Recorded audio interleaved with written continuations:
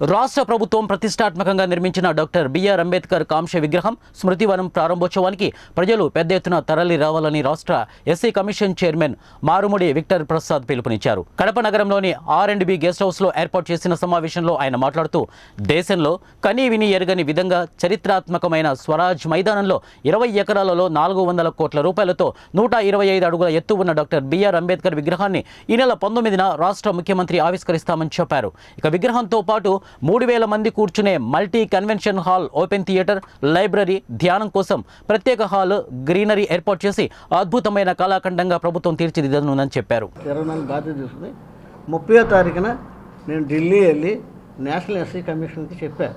ఇప్పుడు దీనివల్ల crime rate బాగా పెరిగిపోయింది. ఇప్పుడు నేను ఉద్యమాలు చేసి వస్తున్నాయి. మా ప్రాంతంలో ఈ కేసు పెట్టించి 10 రోజులు, 2 నెలలు, 3 నెలలు జైల్లో పెట్టించిన అనుభవాలు నా దగ్గర ఉన్నాయి. I have a lot of experiences.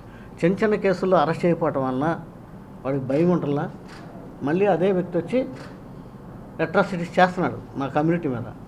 మీరు చెప్పింది ఆ సుప్రీంకోర్టు పరిధిలో ఉంది.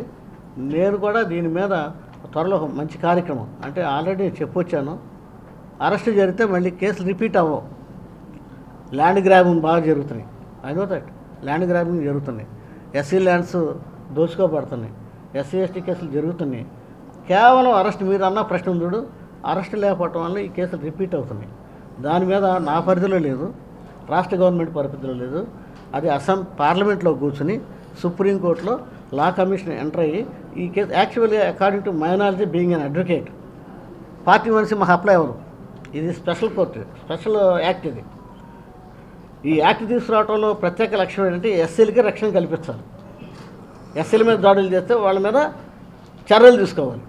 ఏ లక్ష్యంతో ఎస్సీ ఎస్టీ అట్రాసిటీ యాక్ట్ ఏర్పాటు చేశారో మీరు అన్న సుప్రీంకోర్టు గైడ్ లైన్స్ అడ్డైపోయింది. మేము ఫైట్ చేసిన దాని మీద ఈ రాష్ట్రమే కాదు, అన్ని రాష్ట్రాల్లో ఇలాగే ఉంది, నాట్ ఓన్లీ ఇన్ ఆంధ్రప్రదేశ్. దాని మీద ఒక చర్య తీసుకుంటాకి, ముఖ్యంగా పార్టీ మనిషి ఎస్సీ ఎస్టీకి అప్లై అవ్వకూడదని ఒక చర్య తీసుకునే కార్యక్రమంలో నేను అడ్వకేట్ కాబట్టి, నేను కూడా ఆ కులానికి చెందిన వ్యక్తిని కాబట్టి మా ప్రజలు ఏ రకంగా ఇబ్బందులు పడుతున్నారు దానివల్ల కౌంటర్ కేసులు వస్తున్నాయి. మీరు అడిగినట్లు కౌంటర్ కేసులు వస్తున్నాయి. భూములు అన్యాక్రాంతాలు అవుతున్నాయి. వీటన్నిటి మీద నేను తిరిగినట్టుగా ఈ రాష్ట్రంలో ఎవరు తిరుగుతా. అరెస్ట్ ఉంటే మాత్రం ఇదివరకు నేను ఒక వ్యక్తిని అరెస్ట్ చేస్తే ఆ మండలంలో మళ్ళీ జరిగాయి అరెస్ట్ లేకపోవటాన్ని మీరు అన్నట్టుగా ఎప్పుడైతే పోలీసుల చేతిలోకి వెళ్ళిపోయిందో రిపీట్ అవుతాయి. క్రైమ్ రేట్ విపరీతంగా పెరిగింది.